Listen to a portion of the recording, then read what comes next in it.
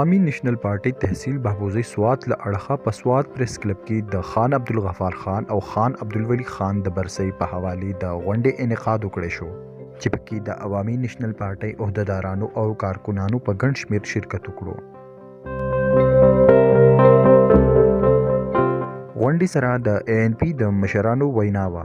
زموږ ډېر زیات قابل احترام او د ضلع سوات سرلښکر صدر ایوب خان اشاړي، دغه سره خواته ناست خواجه محمد خان سینر نایب صدر، شیرشاه خان سابق MPA او سابقه صدر د سوات، او زمونږ ښکلی خان اډیشنل سیکرټري خیبر پښتونخوا عبدالکریم خان او نواب عالم او چې بابوزو کې د خپله 2 کراته 3 کراته صدر پاتې ما شاخان رسل جنرال سیکرټري پاتې دی، اکرام خان رسل جنرال سیکرټري پاتې دی. د بابوزو تحصیل د یو تاریخ دی چې دلته واحد په ټول سوات کې ټیک د پارټي په کابل تحصیل کې به مضبوطه وي، بلکې خو دلته خلک د پارټۍ سره دومره مینه ده چې دلته عموما زه چې کله تحصیل صدر وم مشران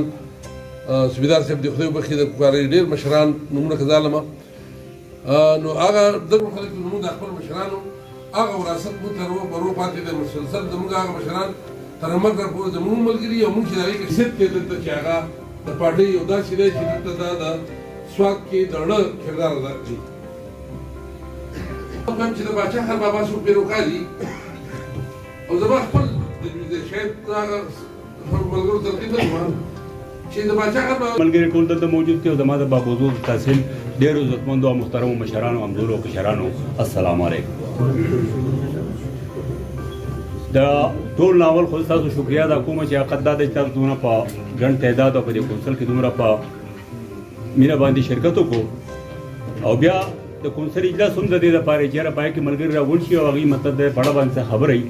او هغه وکړي نو دا یې هم ښه وکړو چې هغه پړه باندې خبره هغه وشول. زما په خیال کونسلرانو، عہدیدارانو، مشرانو، سپینګیرو، همزولو، کشرانو، د سوشل میډیا ملګرو السلام علیکم. تیر ځل ما موقع نه وه ورکړې وجوهات یو دې ځل هم محدوده موقع منګه لږ پښتنو کې یا جمهوریت نه یا بلد نه جمهوریت سره یا ډیموکراسي کنټرولي بهرحال هر څه وینا تشریح چې سړی کوي خو زه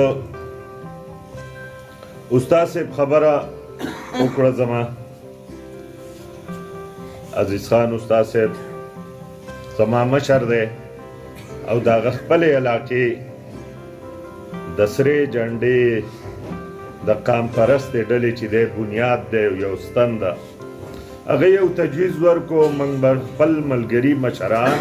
او ملګري او تنظیمونه په دې سلا شو